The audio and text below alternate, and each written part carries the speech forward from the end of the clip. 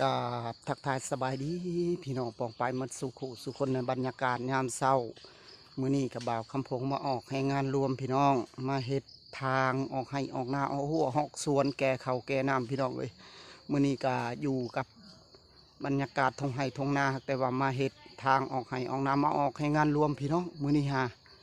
อยู่แบบชนบทบ้านไห้บ้านนาพี่น้องตอนนี้ก็ไปเฮ็ดทางก่อนพี่น้องเลย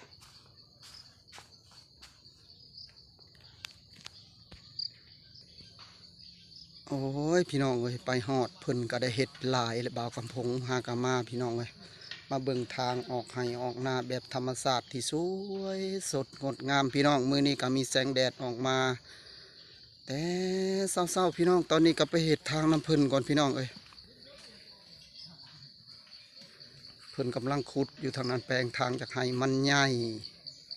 เพราะว่าทางออกให้ออกหน้าแก่เข้าแก่น้ำมันยากพี่น้อง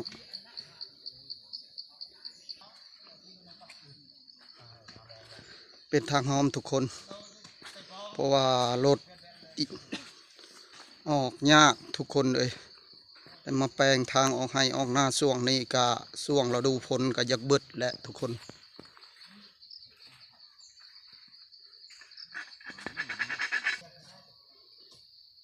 มันเป็นสองทางหอนี้เลยมีแยกทุกคนแยกไปพุ่นพูเพราะว่าทางนี้เพิ่นเห็ดกะไก่สีแล้วเลยทุกคนพูมาเบิ่งก็ดิมิจะเริ่มขึ้นทางนี้แบ่งขึ้นไปหาบ้านทุกคนเลยตอนนี้ก็ดิ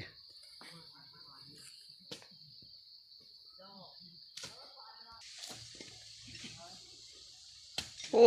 อาวุธนี่ครบทิมมือนี่เนาะอาวุธนี่เนาะป้าตัวมันยังอันนี้ฮะเขาเอิ้นยังอันนี้ฮะเล็กเล็กนะมาเห็ดทางพี่น้องขุดยังประจักษ์ขุดหินแบบนี้แหละเครื่องอุปกรณ์ที่เฮาจะเห็ดทางทุกคนเลย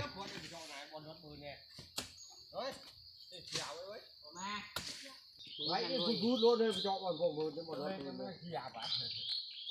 โอ้ทุกวันว่าต้องไปไล่รับเลยแต่ทุกวันละทุกจะตัดเลยเนาะรถมีไฟแต่ดีรถยืดรถเครื่องมือจะเลยดูดิจอดไฟจะ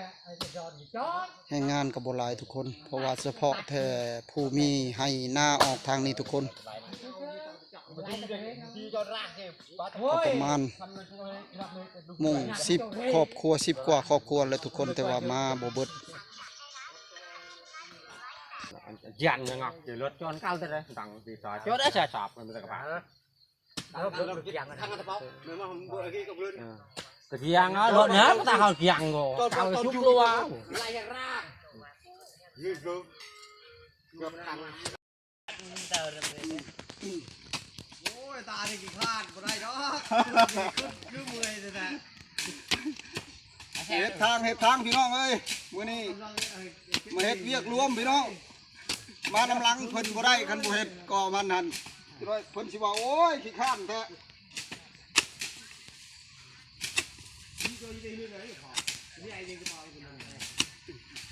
ทางออกไห้ออกนาแก่ข้าวแก่น้ำช่วงนี้กะมาดูเก็บเกี่ยวข้าวนะพี่น้องใกล้สิสำเร็จแล้วถ้าเข้างั้นเริ่มแล้วพี่น้องเลยออกไห้ออกนามันยากแก่ข้าวแก่น้ำกระบะคอยาว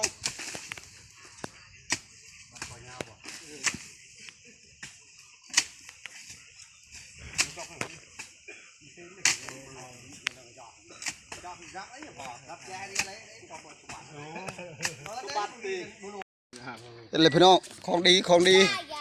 าเอิ้นแมงยังเนี่ยแมงยังเนี่ยพูนแล้วจับพูนหันกับที่โอ้ยมาเจอของดีมือนี่ขุดมาแปลงทางพี่น้องเลยพูนโอ้เงียบบักใหญ่ผู้ทุกคนเลยนี่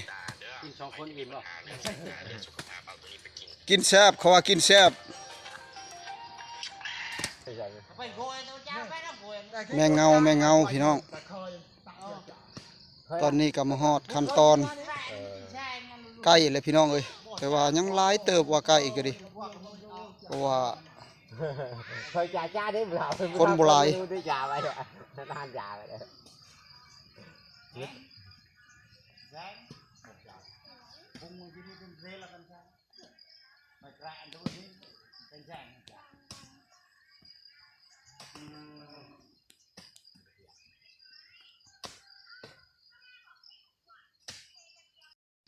จะคือกัน เงาตรงนั้นดีเลยมันรถนี่จอนจะยืนอย่างไรเตะแต่ปึ้งเลย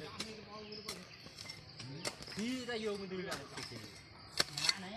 อุ้ยขนาดบูดเลย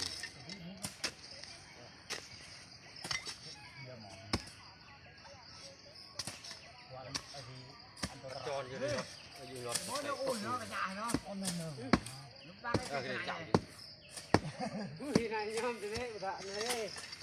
มันจะปั้นกระจายหันต้นต่อว่าก็โชว์จักรเต็มในเตียบล้อรถใครลงกายลงกี่ลงเรียลงที่ไปลงที่ไหนเนาะที่จะได้ไปที่จะดึงงานที่ปลายคันเขาจะยอมเลยเขานี่เนาะเวลารถจอดยังเต้นเลยอยู่กลีมันเลยบังที่นั่นดีอยู่หล่าพี่ดูเลยบล็อกเลยเรื่องอะไรดิไปเยอะเลยรถจกแบกรถจกอะไรรถจกแบก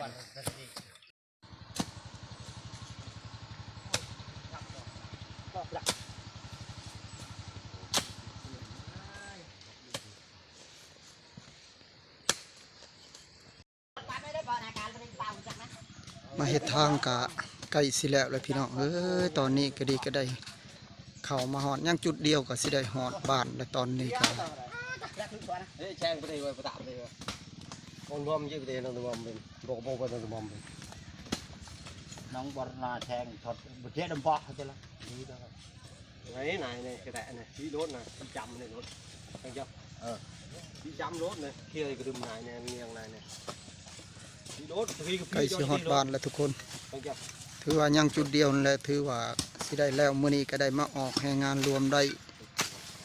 พร้อมเพียงเฮียงหน้าระหว่างบ้านทุกคนเลยมื้อนี้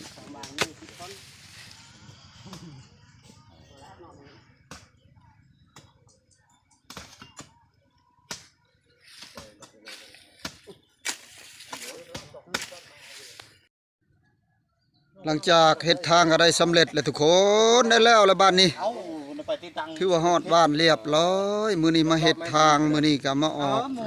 ให้งานรวมสามัคคีมื้อนี้พี่น้องถือว่าได้สำเร็จแล้วทุกคนเอ้ยฮอดบ้านทางก็ดีถือว่าสะดวกละบ้านนี้ทุกคนสิได้ออกให้ออกหน้าก่อนทุกคนถือว่ามื้อนี้มาออกให้งานรวมมาเฮ็ดทางก็ถือแล้วเรียบร้อยทุกคนถือว่าคลิปมาวันนี้ก็สิได้จบสำนี้ก่อนทุกคนขอกราบคำว่าสบายดี